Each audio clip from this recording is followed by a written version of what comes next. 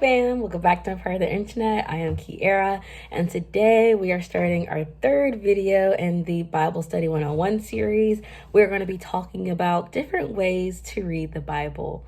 Let's just go ahead and get right into it. So the first way that we can read the Bible is reading it one book at a time. And what I mean by that is just choosing a book, let's just say John, for example, and reading a chapter a day. So like John 1, 2, 3, 4, 5, so on and so forth. You don't have to read an entire chapter in a day. If you only read half the chapter, it's fine. If you only read 2 verses, it's fine. I was talking to my friend earlier today, and we were talking for a minute, but one of the things that came up in the conversation was that it's not about quantity, it's about quality. So it's not how much you're reading, it's the quality of your quiet time is what really matters. But this very first one basically is just saying that you're just taking it a chapter at a time. And of course, as I always say, I do recommend you starting in John. I think that if you're brand new to this, starting in John, learning about the gospel is a great foundation, and then you can go on from there. So the second way that you can read your Bible is through character study. Now this one I absolutely love. I love doing character studies. I think it is so fun. Basically, you're just following someone's life. For example, we can take Abraham. He's kind of easy because he stays pretty much in Genesis, but you're basically just following his life. We're following how he was, what happened.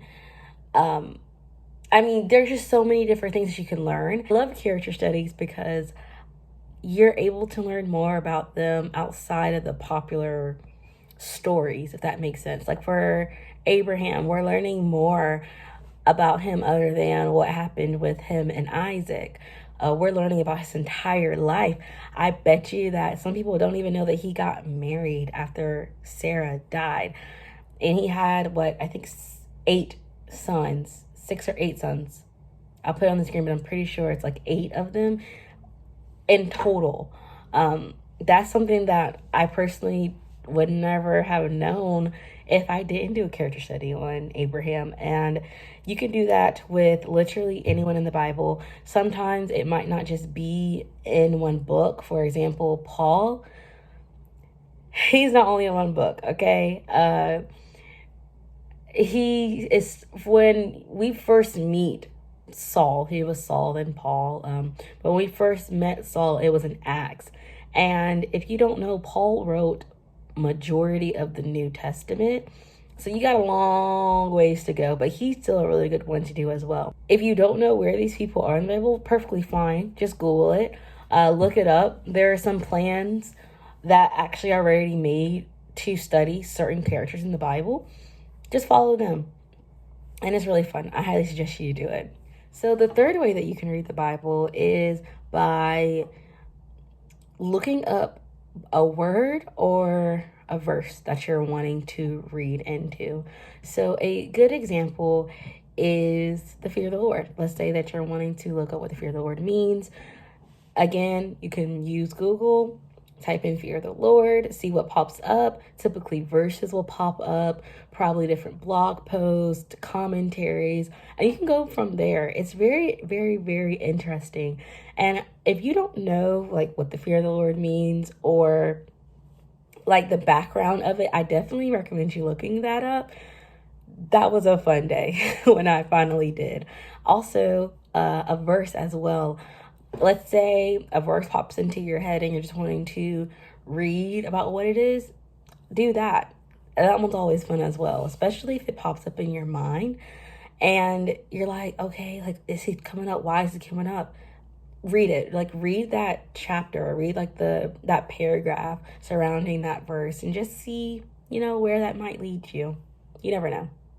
So the last one that I want to suggest is to follow based on your pastor's message on Sundays and on Wednesdays.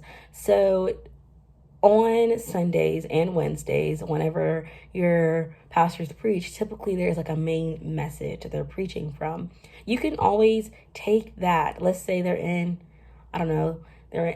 John keeps coming up to my head, but I mean, any book of the Bible that they're in, you can easily take that and read it for the entire week or for a couple of days.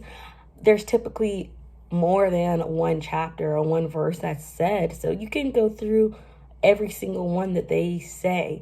I think it's always really fun to go back to what your pastors are preaching on, not only to fact check, because you definitely should, but also you're going to get a different revelation from it every time you read. So I think that's always a really fun thing.